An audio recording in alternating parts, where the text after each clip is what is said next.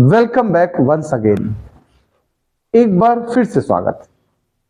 Thermo यानी कि heat का हम डिस्कशन कर रहे हैं। कुछ बहुत हमने लास्ट डे डिस्कस किया है, जैसे कि कॉन्सेप्ट ऑफ टेम्परेचर और कॉन्सेप्ट ऑफ हीट। आज उसी को आगे कंटिन्यू करेंगे। अभी हम जानना चाहेंगे थर्मोमेट्री। थर्मो ग्रीक लैंग्वेज का वर्ड है जिसका मतलब होता है हीट, और मेट्री वर्ड है मेजरमेंट के लिए। किसके लिए? तो जो थर्मोमेट्री वर्ड है तो इसका मीनिंग क्या बनेगा बताओ? मेजरमेंट ऑफ हीट, यानी फिजिक्स की वो ब्रांच जिसमें हम लोग हीट की मेजरमेंट को स्टडी करेंगे। तो चलो एक लाइन में बस यही लिख लो, that branch of physics, that branch of physics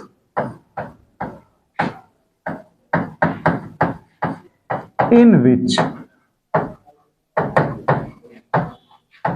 we study about measurement of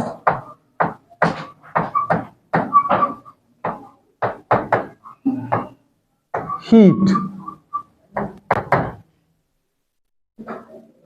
clear बात हो गई। अब इसके बाद एक वर्ड आता थर्मामीटर। क्या आता है? थर्मामीटर।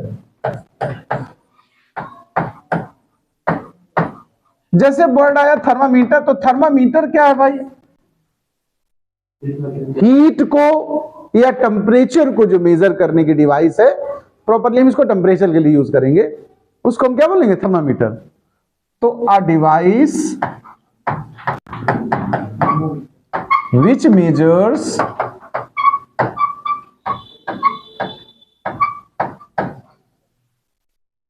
temperature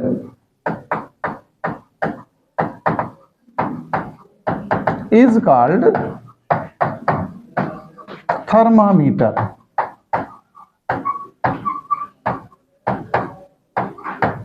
एक बात, एक टर्म होता है थर्मोमेट्रिक फिजिकल क्वांटिटी या थर्मोमेट्रिक प्रॉपर्टी।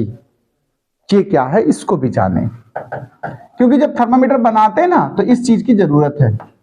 Thermometric property. अब ये क्या है सुने, ऐसी फिजिकल क्वांटिटी, ठीक है, जो टेम्परेचर के साथ लीनियरली इंक्रीज करे। टेम्परेचर इंक्रीज हो तो वो भी लीनियरली इंक्रीज हो, वो थर्मोमेट्रिक फिजिकल क्वांटिटी होगी, और उसकी वो प्रॉपर्टी थर्मोमेट्रिक प्रॉपर्टी बोली जाएगी। जैसे मैं एग्जांपल दूं, अगर आप कंडक्टर का टेम्परेचर बढ़ाइए तो उसका रेजिस्टेंस भी उसी ऑर्डर में बढ़ता है। जितना ज्यादा हीट बनती जाएगी ना वायर में, रेजिस्टेंस में, उतना ज्यादा रेजिस्टेंस की वैल्यू बढ़ जाती है। जैसे मरकरी है, मरकरी को अगर टेम्परेचर उसका बढ़ाओगे तो उसकी हाइट कॉलम के अंदर बढ़ेगी लीनियरली।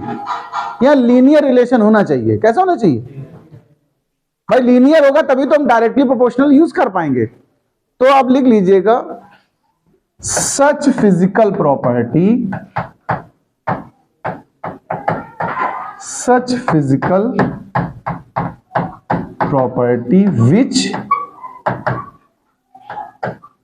varies linearly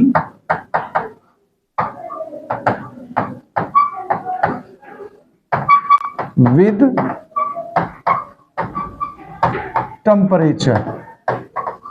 लीनियरली का मतलब तो समझ ही गए ना, अगर टेम्परेचर बढ़ाएंगे तो ये भी बढ़ेगी, और जिस ऑर्डर में ये बढ़े उसी ऑर्डर में वो भी बढ़े। मैं इसके कुछ एग्जांपल्स आपको बता दूं, एक दो तो एग्जांपल कम से कम पता हो। जैसे मैं कहूंगा length of mercury column rises linearly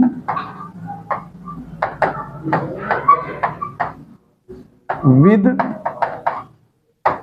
rise in temperature. ठीक भैया, ये एक बात हो गई थर्मोमेट्रिक प्रॉपर्टीज एक और एग्जांपल बताता हूं। रेजिस्टेंस ऐसे मैं कहूं, मेटल्स का या कंडक्टर्स का रेजिस्टेंस भी टेम्परेचर के साथ लीनियरली इंक्रीज करता है। तो resistance of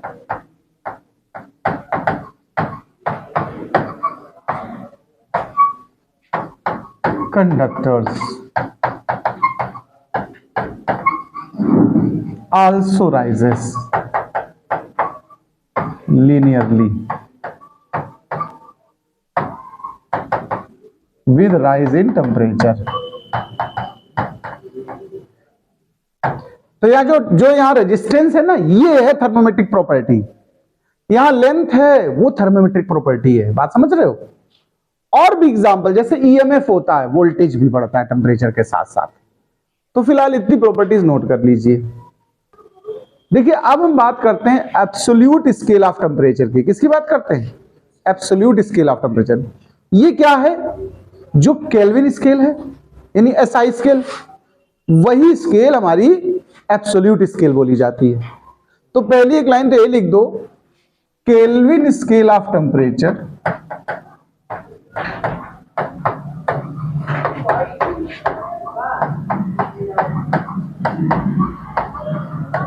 is called absolute scale of temperature। अब बात करते हैं, एक वर्ड है absolute zero. Absolute zero temperature, ये हेडिंग आप डालेंगे। क्या एब्सोल्यूट जीरो का मतलब समझते हो? देखो, वो टेम्परेचर की वैल्यू केल्विन स्केल में जिस पर गैसेस का मूवमेंट रुक जाए। ध्यान रखना, गैस का वॉल्यूम जीरो हो जाए, ऐसे स्केल को या ऐसी वैल्यू को हम क्या बोलेंगे? Absolute zero. यानी such value of temperature at which the volume of the gas becomes zero. बात समझते हो? और किसी गैस का अगर वॉल्यूम जीरो हो जाएगा, सोचो, तो क्या वो एग्जिस्टेंस में रह पाएगी? यानी वो मिनिमम टेम्परेचर है, उसके बाद कोई टेम्परेचर पॉसिबल नहीं है। केल्विन स्केल में उसको हम जीरो लिखते हैं। क्या लिखते हैं? अगर डिग्री सेल्सियस स्केल की बात करूं तो बताओ कितना होता है? माइनस का 273.15। आपकी बुक्स में यही अवेलेबल है। अभी तो 16 तक हो चुकी बातें हम करते हैं। तो पहली डिफिनीशन तो यही लिखें आप, सच temperature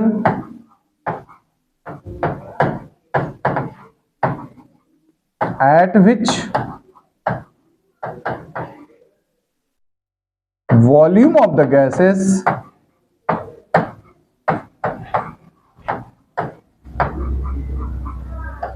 becomes zero is called absolute zero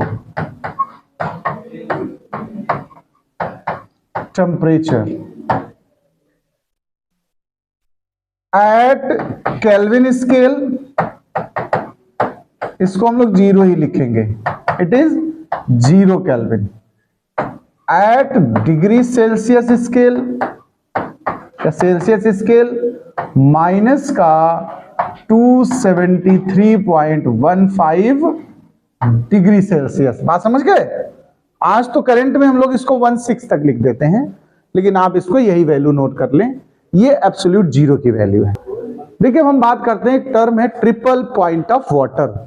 किसी ने सुना इससे पहले? ये टर्म सुना कभी किसी ने? Triple point. अच्छा, नाम से क्या लग रहा है? कोई तीन चीजें होंगी। ट्रिपल मतलब 3। अच्छा, वाटर के साथ 3 का चीज होती है? बताओ कौन सी ऐसी चीज है जो वाटर के साथ 3 के हिसाब से कंसर्न कर रही हो? वाटर की 3 कुछ चीजें हो सकती हैं। और 3 पूछा, 1 नहीं पूछा। क्या तुम वाटर को सॉलिड में देखे हो कभी? क्या वाटर को लिक्विड में देखे हो कभी? क्या गैसेस में देखे हो कभी? तो स्टेट्स हैं 3, कौन सी हैं? ट्रिपल का यहां मतलब 3 स्टेट से है। एक ऐसी पर्टिकुलर वैल्यू या पॉइंट टेम्परेचर प्रेशर का जिसमें वाटर तीनों फॉर्म में एक साथ एग्जिस्ट करे, coexist in all 3 forms and these are stable. ऐसी पॉइंट को, ऐसे प्रेशर और टेम्परेचर की वैल्यू को हम लोग ट्रिपल पॉइंट बोलते हैं। वो एक कांस्टेंट पॉइंट होता है, स्पेसिफिक पॉइंट है, फिक्स होता है। जबकि बॉइलिंग पॉइंट और मेल्टिंग पॉइंट को हम एज ए कांस्टेंट लेते हैं, वो कांस्टेंट नहीं होते एक्चुअल में। बॉइलिंग पॉइंट पता है वेरी करता रहता है, यहां कुछ और होगा, और अगर पहाड़ पे चले जाओ बॉइलिंग पॉइंट कुछ और होगा, नीचे कहीं माइंस में चले जाओ बॉइलिंग पॉइंट मेल्टिंग पॉइंट कुछ और होंगे, सेम ऑब्जेक्ट के लिए, सेम सब्सटेंस के लिए। हम लोग लेते हैं कांस्टेंट की तरह हैं। जैसे वाटर का पूछें तो क्या बताओगे? 100 बॉइलिंग पॉइंट। तो लेकिन ट्रिपल पॉइंट कभी वेरी नहीं करता है, ये एकदम कांस्टेंट है, इसलिए इसको लिया गया है। तो पहली लाइन डेफिनेशन लिखिएगा, such point of temperature and pressure, such point of temperature and pressure for which all three states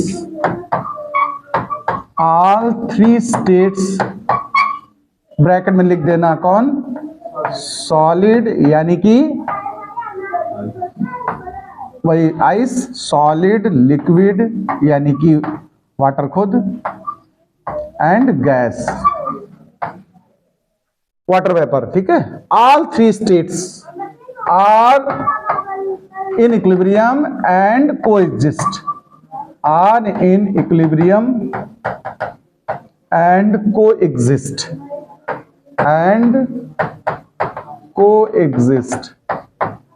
is called triple point of water, triple point of water.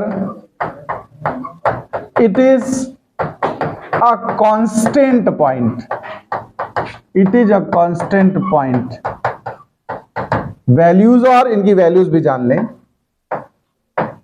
Values और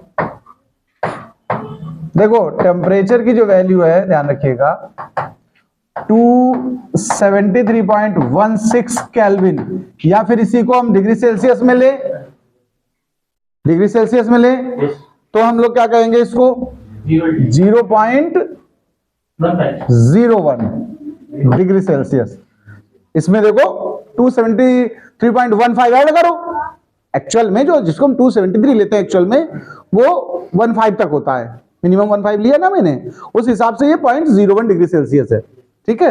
और प्रेशर की value लिख ले 0.46 centimetre of Hg column, ठीक है, note करें। देखिए कुछ 2-3 फार्मूले लिख रहे हैं हम आपको, कुछ फार्मूले जान लो जो थर्मामीटर्स और थर्मोमेट्रिक प्रॉपर्टी के लिए यूज होते हैं। जैसे मैंने मरकरी के लिए कहा था आपको, उसमें थर्मोमेट्रिक प्रॉपर्टी क्या यूज करनी थी? लेंथ। क्या यूज करनी थी? तो उसमें जैसे कोई अननोन टेम्परेचर हो, जैसे पहला हम फार्मूला लिख रहे हैं फॉर मरकरी थर्मामीटर, किसके लिए बता रहे हैं? अगर मरकरी थर्मामीटर है तो आप फॉर्मूला क्या यूज करेंगे? अननोन टेम्परेचर के लिए, ठीक है। जैसे अननोन टेम्परेचर सपोज करो टी मेजर करना चाहते हैं हम लोग क्या चाहते हैं? अननोन टेम्परेचर कोई टी हम लोग मेजर करने जा रहे हैं सपोज करिए, तो उस अननोन टेम्परेचर के करस्पॉन्डिंग मरकरी की जो कॉलम की लेंथ होगी उसको हम बोल देंगे एलटी। वो कितने भी सेंटीमीटर हो सकता है, यहां टी सफिक्स क्यों डाला? उस अननोन टेम्परेचर पे लेंथ मरकरी कॉलम की, और उसी मरकरी कॉलम का 0 टेम्परेचर जब रहा होगा तब देखेंगे कितने लेंथ पर है वो। फिर हम 100 डिग्री सेल्सियस पे यही लेंथ मेजर करेंगे और 0 पे मेजर करेंगे और मल्टीप्लाई कर देंगे 100 से डिग्री सेल्सियस में। ये तुम्हारा टेम्परेचर अननोन पता करने का एक फॉर्मूला बन गया। ऐसे ही फॉर कांस्टेंट वॉल्यूम थर्मामीटर। देखो मेरी बात सुनना, बहुत तरह के थर्मामीटर्स होते हैं, अब वो सिलेबस में नहीं इसलिए मुझको डिटेल में डिस्कस नहीं कर रहे, बस उनका फॉर्मूला बताते रहे। कांस्टेंट वॉल्यूम गैस थर्मामीटर है कोई, थर्मामीटर को शॉर्ट में टीएम लिख दे रहे हैं, ठीक है। इसके लिए देखो जब वॉल्यूम कांस्टेंट हो गया तो ये तो वेरी नहीं करना है, तो वेरी पता कौन सी प्रॉपर्टी होगी, प्रेशर। क्या वेरी होगा, जब कांस्टेंट वॉल्यूम थर्मामीटर की बात करेगा तो समझ लेना प्रेशर से फार्मूला बनेगा, और जब कांस्टेंट प्रेशर की बात करेगा तो वॉल्यूम के लिए फार्मूला बनेगा। जैसे अभी यहां हम कांस्टेंट क्या बोल चुके हैं, वॉल्यूम, तो अब टेम्परेचर का फार्मूला आएगा पी टी, मतलब नॉन टेम्परेचर पर प्रेशर, P0, स्टाइल यही रहेगा, देखो ध्यान देना, P100 P0 multiplied by 100 degree Celsius. देखो ध्यान देना प्लीज, क्या इन दोनों फार्मूले में कोई मतलब बेसिकली कोई डिफरेंस है, केवल क्वांटिटी का डिफरेंस है, स्टाइल सेम है। ऐसे अगर हम कहें अगर कांस्टेंट प्रेशर वाला लाओ तो फॉर कांस्टेंट प्रेशर थर्मामीटर, तो जब प्रेशर के लिए बताओगे तो वॉल्यूम के साथ इसको सॉल्व करोगे।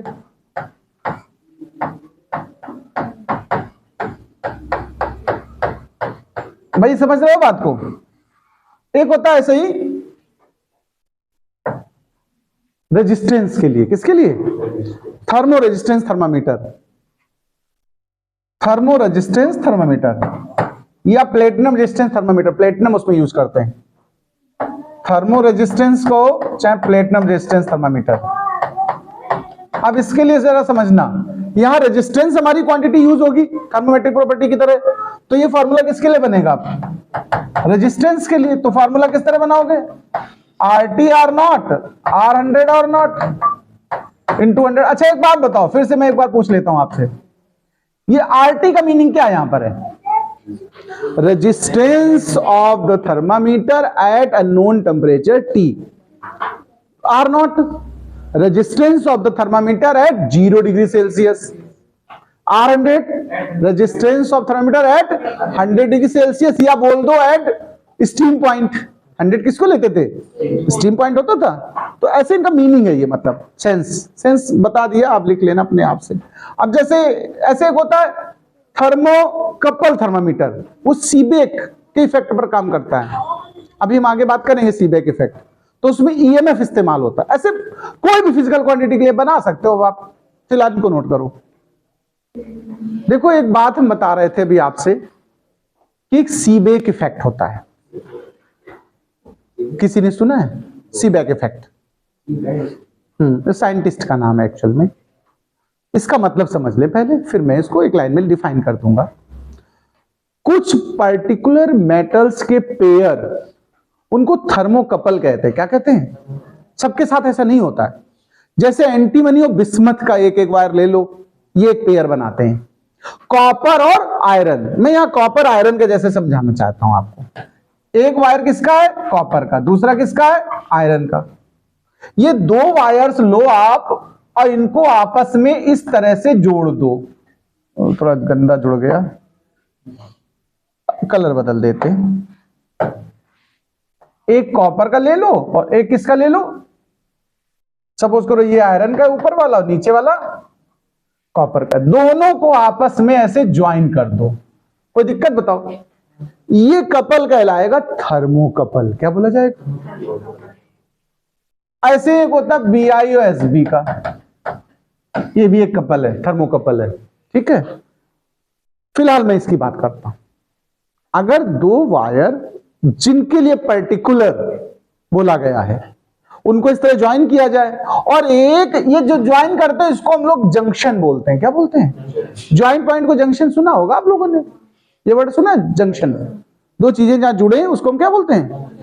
अब एक जंक्शन को आप रख दो आइस वाले बीकर में, किसमें रख दो, जिसमें आइस भरी है। क्या भरी है, यानी इसका टेम्परेचर क्या हुआ, 0 डिग्री सेल्सियस।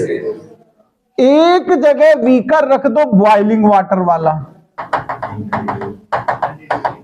100 डिग्री सेल्सियस, ये बॉइलिंग वाटर है। तो आप आप मेजर करेंगे अगर इसमें कहीं पर तुमने घड़ी लगा दी है गैल्वेनोमीटर वाली, कौन सी? गैल्वेनोमीटर बताता करंट की प्रेजेंस को, किसको बताता है? तो इस गैल्वेनोमीटर में ऐसे सुई हिलेगी और ये तभी हिलती है जब करंट पास होती हो। अब यहां कोई बैटरी तो जुड़ी नहीं देखो, और करंट पास हो रही है, बोलो तो किस वजह से हो रही है? इसका मतलब टेम्परेचर डिफरेंस की वजह से, यानी टेम्परेचर डिफरेंस की वजह से वोल्टेज डेवलप हो जाए, ईएमएफ बोलते हैं उसको। हम क्या बोलते हैं? Potential difference. जब तक वोल्टेज में डिफरेंस नहीं होगा तब तक करंट पास होगी क्या?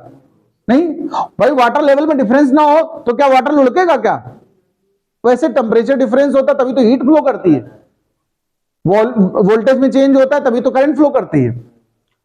तो सीबेक ने बताया कि अगर ऐसे कोई पर्टिकुलर पेयर को लिया जाए और जंक्शन बना लिए जाए, एक जंक्शन को हॉट प्लेस पे और एक को कोल्ड पे रखा जाए, तो उनके दोनों जंक्शंस के बिटवीन एक पोटेंशियल डिफरेंस क्रिएट हो जाता है, ईएमएफ क्रिएट हो जाता है।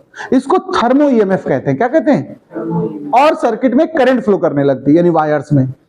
ठीक है, ये इफेक्ट यानी टेम्परेचर डिफरेंस की वजह से ईएमएफ का बनना, करंट का फ्लो होना, क्या कहलाता है? Seebeck effect. क्लियर बात?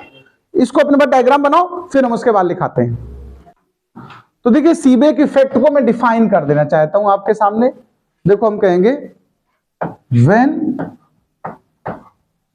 टू मेटल्स, मेटल वायर कह दो, when two metal wire like SB, BI और CUFE, ब्रैकेट में लिखते हैं these are thermocouple, these are thermocouple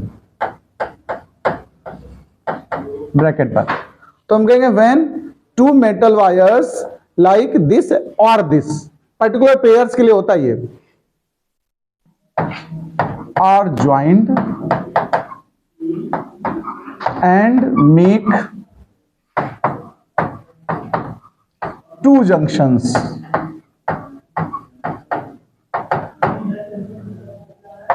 one at cold place and other at hot place. Then an EMF develops. An EMF develops across the wires. Okay, this EMF is called thermo EMF.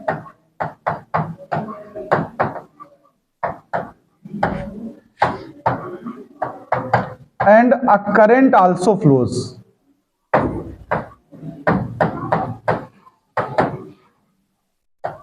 Also flows. This effect is called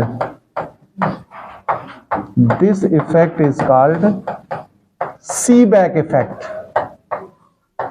Seebeck effect.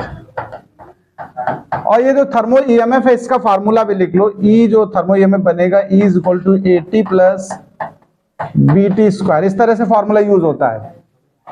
ये EMF का formula है। यहां ध्यान रखना, T temperature के लिए इस्तेमाल हुआ है। T किसके लिए है? टेम्परेचर डिफरेंस के लिए। किसके लिए है? और जो A और B है ना, are constant for each pair. अलग अलग मेटल्स के लिए अलग अलग इनकी वैल्यूज होती है बी की। और अगर अब इसके लिए हम अननोन टेम्परेचर का फार्मूला बनाए तो ईएमएफ को हमने जैसे ई से सिंबल दिया, तो इसका फार्मूला क्या बनना चाहिए? ET minus E0, E100 minus E0 और इंटू 100 डिग्री सेल्सियस के लिए। देखो ऐसे, ये अननोन टेम्परेचर इस वाले थर्मामीटर की बात होती है। इस थर्मामीटर की रेंज भी बता दें, ऐसा नहीं कि कोई थर्मामीटर कहीं यूज कर दो ना।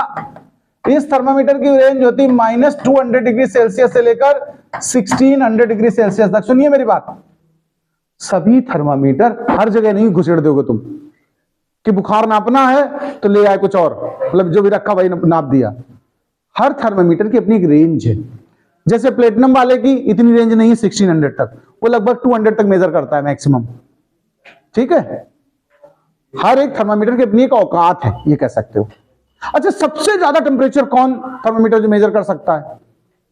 सन जैसी ऑब्जेक्ट्स का टेम्परेचर कोई मेजर करना हो तो किसी को पता है ना? मरकरी तो फूट जाएगी, मरकरी तो बस 200 तक पहुंचाता है। सुनिए मेरी बात, अगर मैक्सिमम टेम्परेचर की बात करें, मैक्सिमम रेंज की बात करें, हजारों केल्विन की बात कर रहा हूं, मैक्सिमम रेंज होती है पाइरोमीटर की। किसकी होती है? पाइरोमीटर कहते हैं उसको। तो इससे ज्यादा अभी कोई और टेम्परेचर मेजरिंग डिवाइस नहीं बनी है। ये ऑब्जेक्टिव क्वेश्चन कंपटीशंस के लिए इंपॉर्टेंट है, सिविल सर्विसेज वगैरह में क्वेश्चन आता है, नोट करें इसको।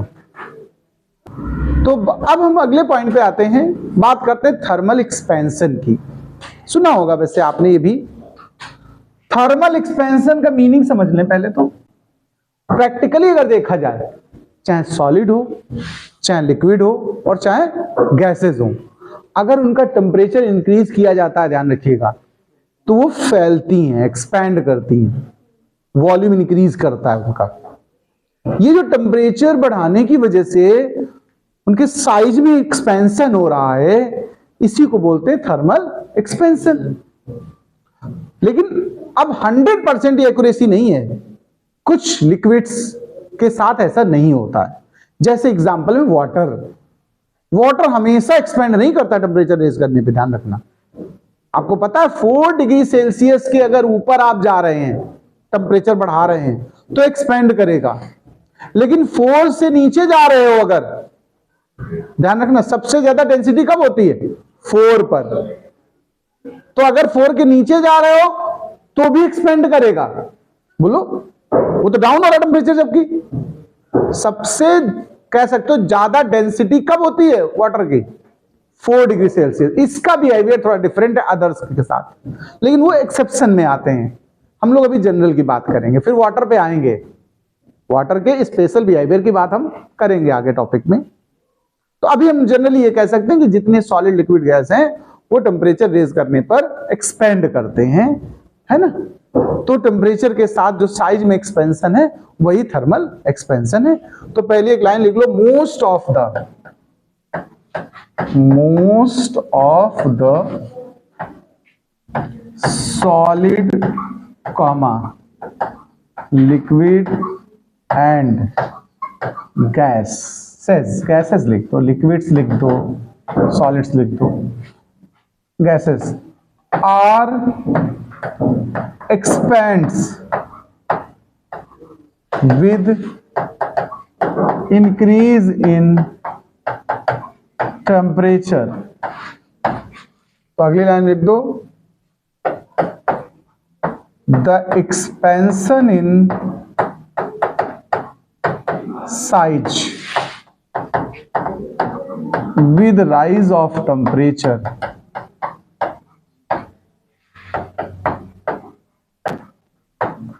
is called thermal expansion।